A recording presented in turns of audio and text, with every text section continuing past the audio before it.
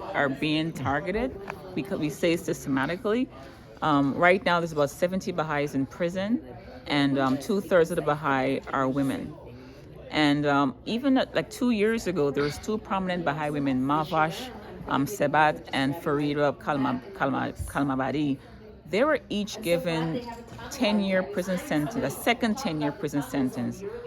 They spent 10 years in prison prior, and 2022, December 12, 2022, they were issued another 10 years. So if they have to complete, they'll be spending 20 years in prison just because they are Baha'is.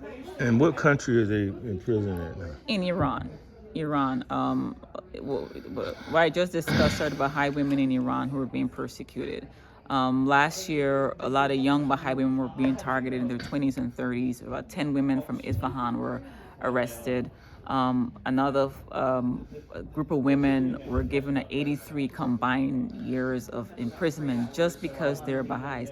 It might be strange to a U.S. audience to think about people are being in prison because of their religion, but that actually have been happening. Baha'is have been being persecuted systematically for the past 43 years simply because of their faith.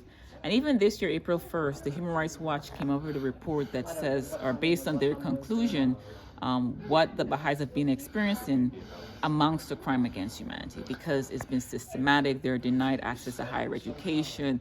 They can't have access to, for example,